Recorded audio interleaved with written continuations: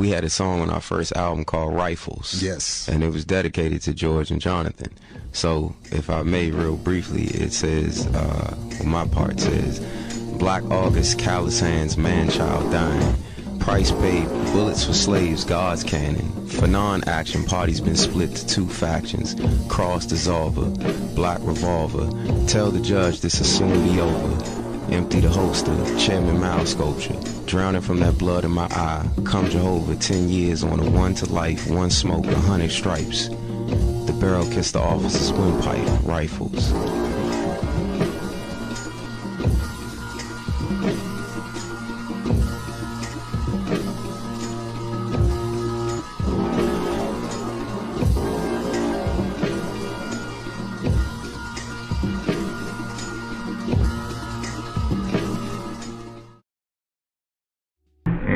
Even the guy that owns the shoe factory, I'm talking about the blacks,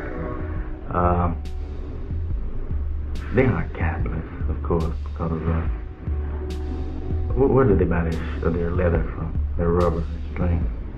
Where did they get the building from? Where did the machinery? You see? The opposition at present is that guy that's making tools, the machine tools, the huge few families that own around the country. The men that send out expeditionary forces all across the world rip off about 80% of the non-renewable resources in the world. That's the enemy right now, not the little black cat in the corner is trying to survive, really.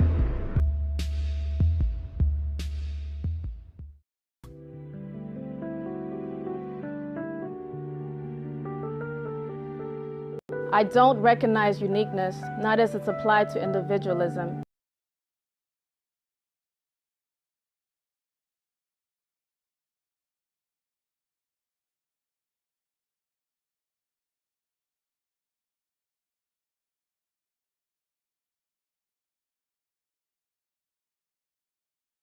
Because it is too tightly tied into decadent capitalist culture. Rather, I've always strained to see the indivisible thing cutting across the artificial barricades which have been erected to an older section of our brains, back to the mind of the primitive commune that exists in all blacks. But then how can I explain a runaway slave in terms that don't apply uniqueness?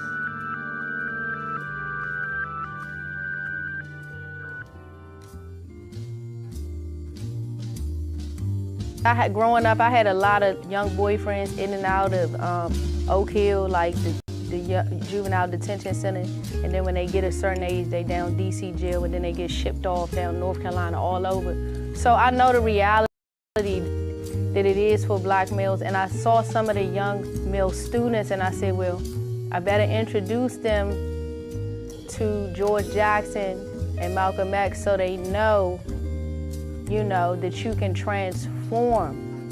And even before they, you know, my hope is that they don't go to prison, but I know that's the reality, that it may happen. I told them 1 in 3 black males go to jail.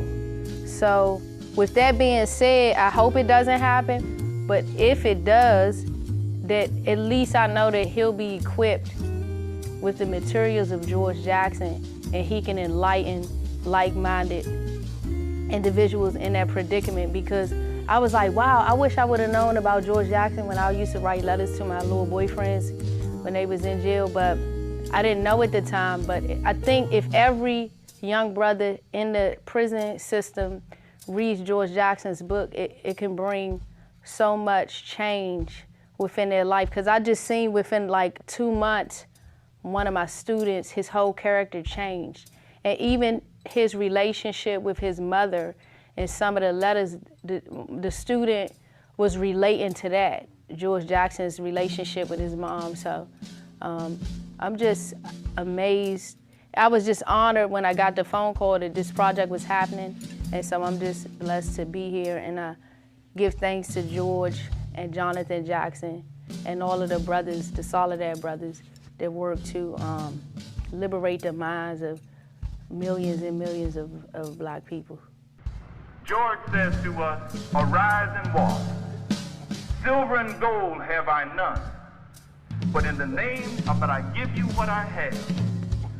In the name of Jesus of Nazareth, I say, rise up and walk. In the name of Denmark Vesey of Charleston, South Carolina, I say, rise up and walk. In the name of the Reverend Nat Turner of Southampton County, Virginia, I say, rise up and walk. In the name of Frederick Douglass, in the name of W.B. Du Bois, I say, rise up and walk.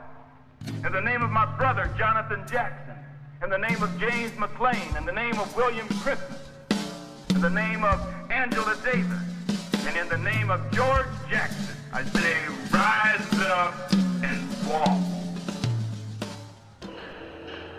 I'm convinced that from here, where we stand right now, the only way to advance revolutionary consciousness or reestablish the feeling of community, reestablish our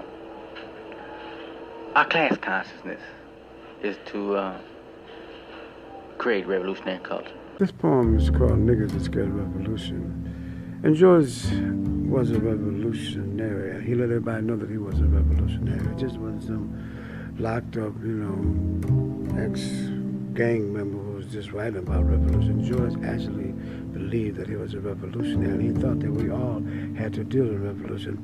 And this poem came about, like I had just been in New York about a month, and we were sitting in Mount Morris Park, that's Abbey O'Doon, the brother who works with now. And he said, Lamar, what have you learned since you've been in New York?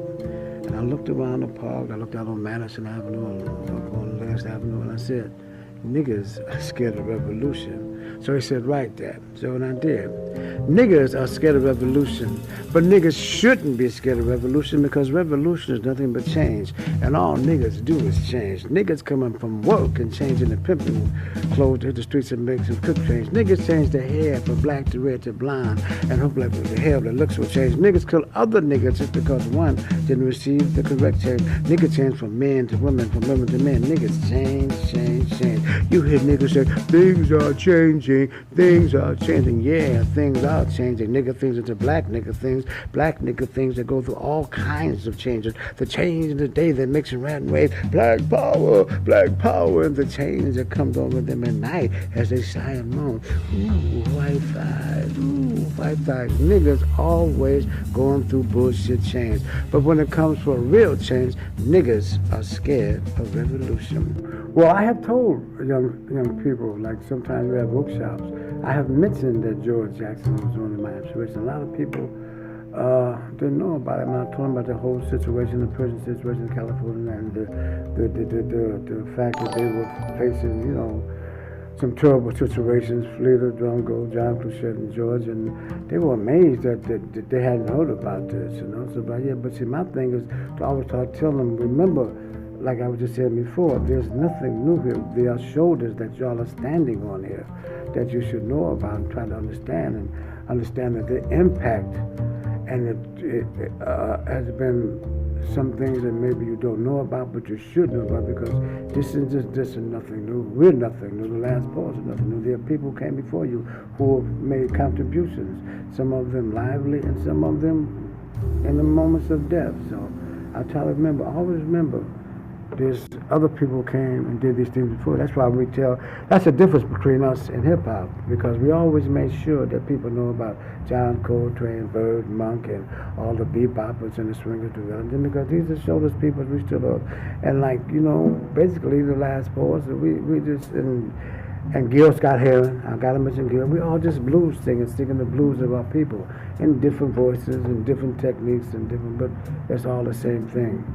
And go back and try to look in history and try to find these books and read them and try to find George Jackson, some of the blood in my eyes, and see how powerful and what impact he had on me and at that time and other young people around him at that time. Niggas are actors. Woo, niggas are actors. Niggas act like they're in a hurry to catch the first act of the Great White Hope. Niggas still act like Malcolm did. But when a white man doesn't react to them like he did Malcolm, niggas act violently. Niggas act so cool and slick, causing white people to say, what makes those niggas act like that? Niggas act like you ain't never seen nobody act before. But when it comes to acting out for revolutionary causes, niggas like, hey man, I can't dig them actions. Niggas are scared of revolution. Like I said, back in those days, there was so much going on in California. There were the Soledad brothers. There was Nathan Harris, San Francisco State, and the students at San Francisco State, and the riots, and and the pamphlets coming into play. And at that time, I was really trying to get out there. I told my mother, I got to get to California, Mom. I got to go. But you want to go to California? Because I want to be out there with Huey Newton and the Panthers. And I want to go meet George Jackson. And here I am, a little boy, and I don't know how I am trying to figure out what I'm going to do. And there's, racism and bigotry. And in my town, I'm fighting against that. But I wanted to be in California because it seemed like, the revolution was going to start and be over in California before I even got into it. I know I once told David Hill, Secretary of Black Panther Party, man, I want to get out here, man. I want to get out here with you and these guys and throw down. And David was glad to say, yeah, that's all we really needed, Omar, you and you out there, both you crazy niggas opening together. So boom. But I did. I really wanted to go out and throw down in California because, like I said, it looked like it was just happening. Like everybody else was talking about it and singing about it and suggesting it, but they were throwing down in California at that time. Niggas are very untogether people. Niggas talk about getting high and round in L's. Niggas should get high and ride to hell. Niggas talk about pimping. Pimping what? Pimping yours, pimping mine. Just to be pimping is a hell of a line. Niggas are very untogether people. Niggas talk about the mind. Talk about my mind stronger than yours. I got that bitch's mind uptight. Niggas don't know a damn thing about the mind, or they be right. Niggas are scared of revolution. Niggas fuck. Y'all know niggas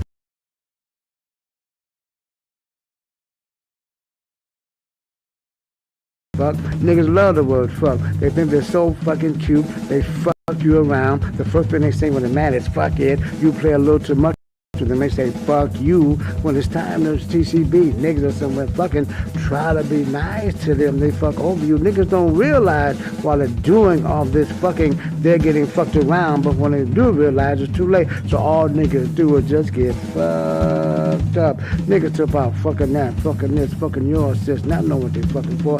Not fucking for love and appreciation. Just fucking to be fucking. Niggas fuck white thighs, black thighs, yellow thighs. Niggas fuck ankles when they want other thighs. Niggas fuck Linda, Sally, and Sue. And if you don't watch out, niggas will fuck you. Niggas would fuck if it couldn't be fucked. But when it comes to fucking revolutionary causes, niggas reply, man, fuck revolution. Niggas are scared of revolution. I guess it was the artist in me or the writer that I was going to become that he was stimulating and that he was invigorating and that he was, inspiring because he touched me. And when he died, because like I said, I know he was going to die, but I cried about 2 nights, man. I cried about 2 days, because a hero of mine had just been taken away from me. A hero, a brother who was in the midst of the madness and still fighting and trying to find a way out and trying to show us how to find our way out in this way out outside. So it was very tragic to me how he went out, man. But I know they was gonna get him, and I know they were gonna let him out of prison. I know that. Niggas are players. Ooh, niggas are.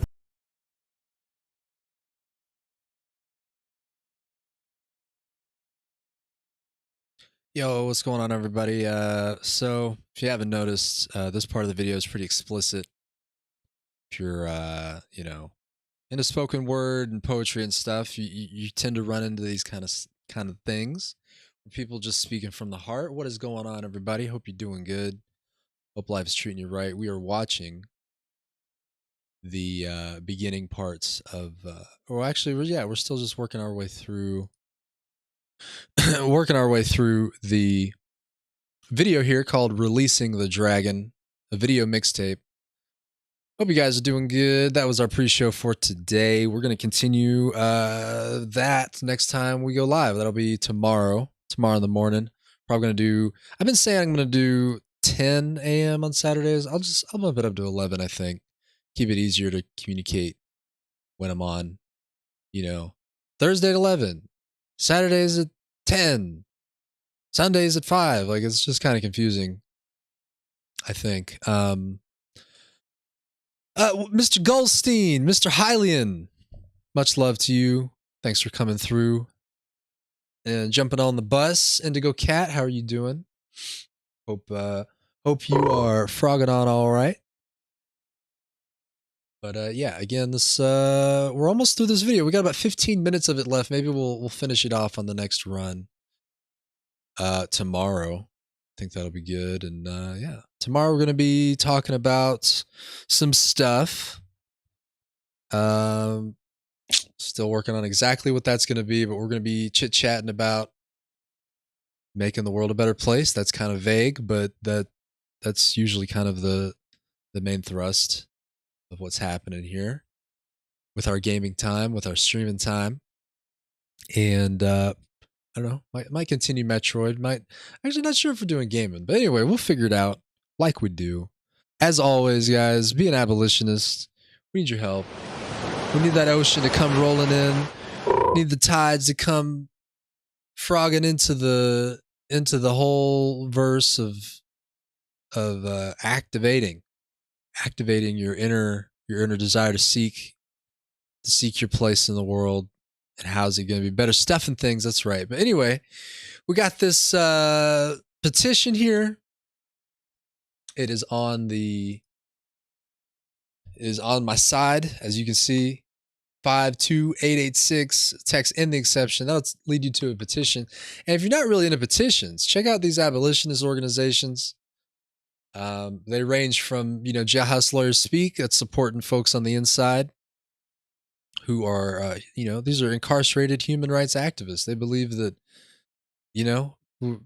folks should have rights, just basic rights. I know that with prison and prisoners, it's kind of difficult to have these conversations because these are people who have been deemed by society a danger to themselves or others. And it just to me means we got to pull it back because a lot of these people are abused and exploited for free labor, free to cheap labor for Verizon, Wendy's, McDonald's, all these kind of things.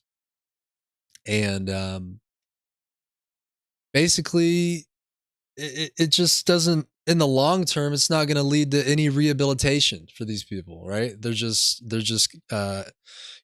literally extracted from their communities and put to work. And when they're done with them, they need money, right? They need a way to not do more crime, to not get back into the system. But so anyway, Jailhouse Lawyers Speak. These are guys organizing. These are trying to just organize on the inside to coordinate their efforts and educate each other and educate those of us on the outside what they're going through. So you can find them at I Am We, Ubuntu. And then the Abolish Slavery National Network is a national coalition of folks on the outside who are trying to organize state by state to remove remove slavery language from the law and replace it with anti-slavery language. They've actually had a lot of success. You can see the site. You can go there, check it out. They're actually kind of behind the petition that we're working on up here.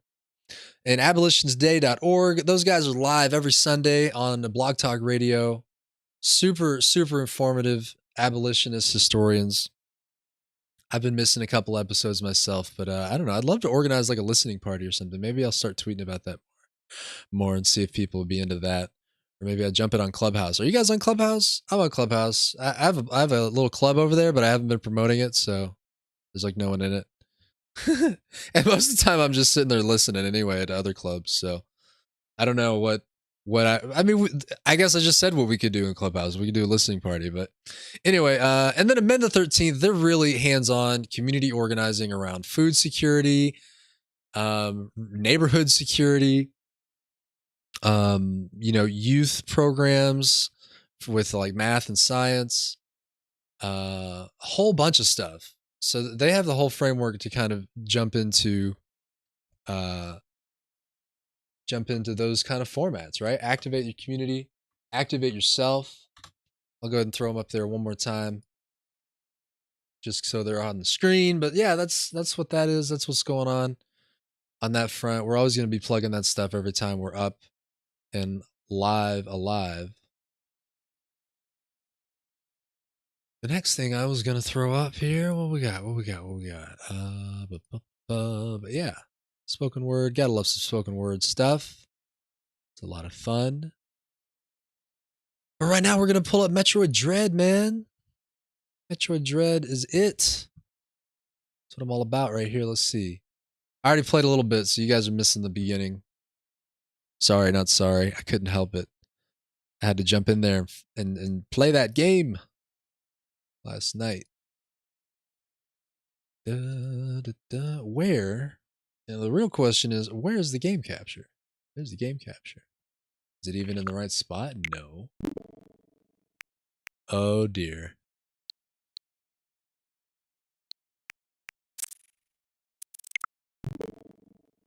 The audio's being weird. No. Oh, I gotta do troubleshooting again. Even more troubleshooting. Ba, ba, ba, ba. Hang tight, folks. Tech check is vital. Tech check is vital. Maybe. Oh, it died. That's nice. Edit. No, it didn't die. Take this. Oh, I could try this crap again. There's this one. Close that. Let's go 1080. The capture card is not happy. It doesn't like me streaming. And it's chopping up the audio. So I can play this on my own just fine, but as soon as we get on the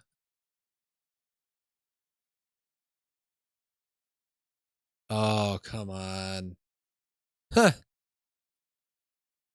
Excellent. What fun.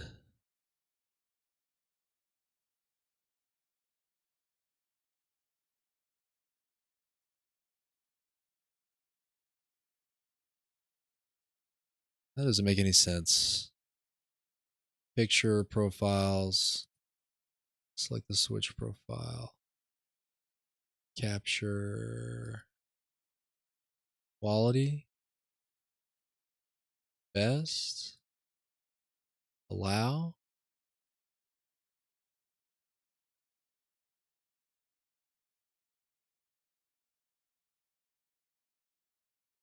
I'm going to close that and try again.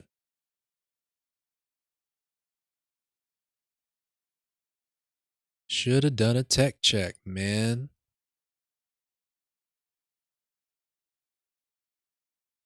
Man, this capture card is so unpredictable.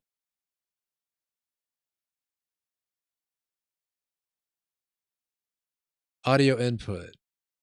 Voice meter. Voice meter. Voice meter output. Voice meter aux. Voice meter. Logitech line. Wow. It's breaking my heart. It's breaking my heart. Switch. Mobile. Standard. HD. Huh. Oh boy.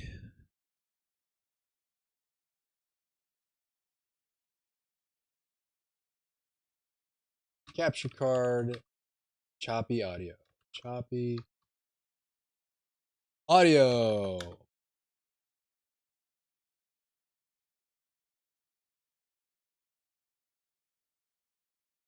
And no responses on that. Capture card. No. Go back. Audio stuttering.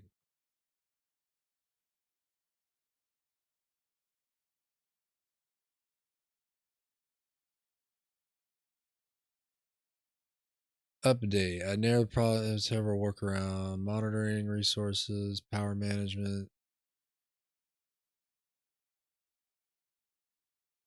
Uh,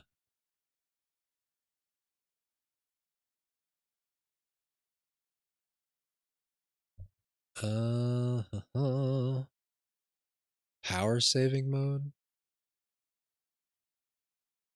Power.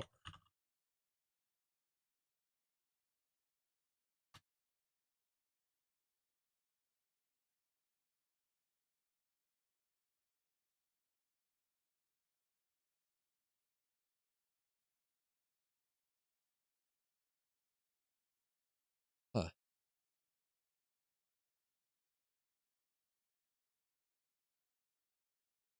Let's see. Elgato. Elgato.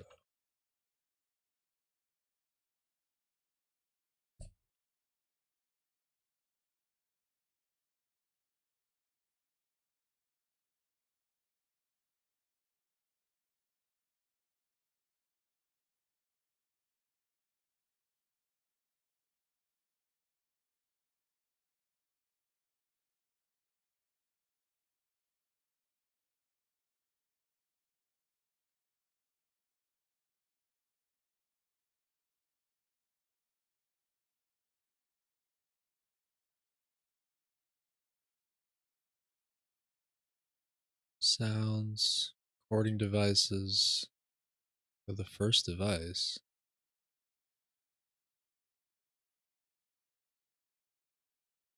For properties. Advanced.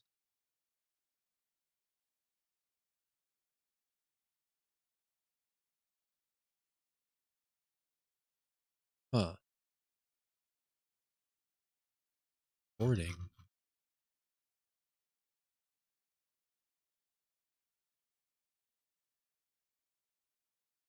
Go to all recording devices.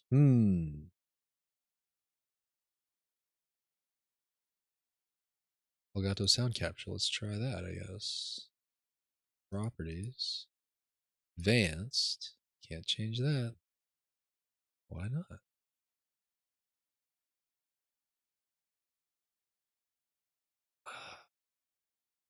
Properties. Can't change that. It's not nice. That is not nice at all.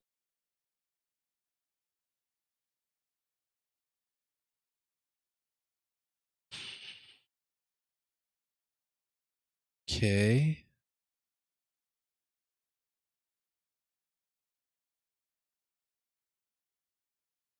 Aux audio. Properties. Advanced. 48.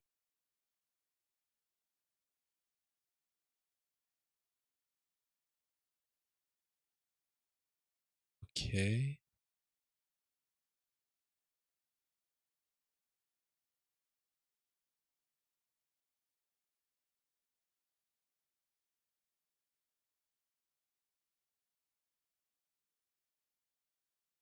Properties.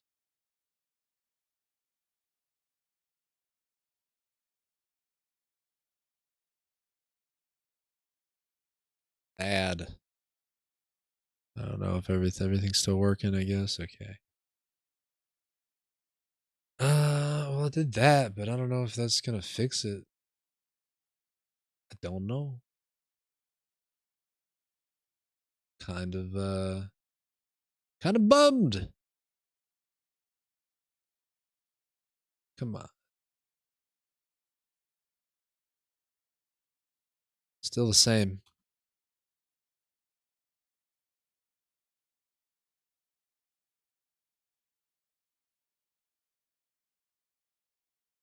Fuck.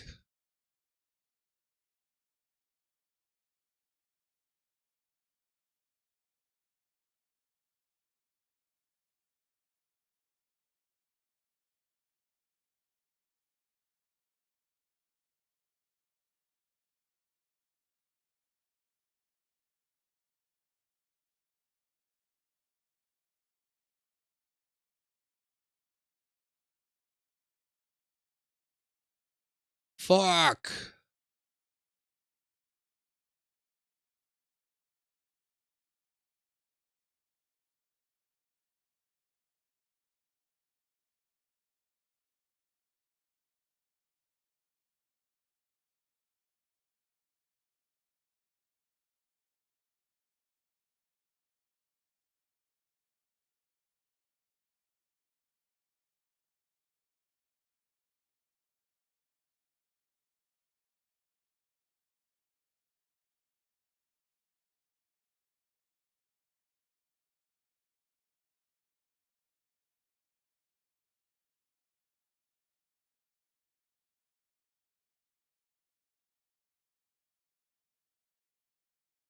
Flop.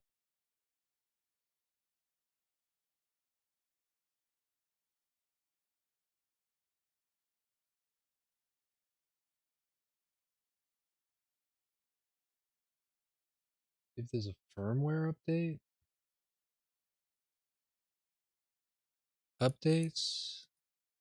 automatically check for updates.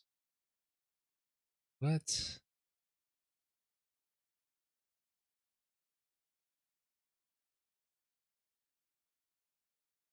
All right, guys, I'm gonna go and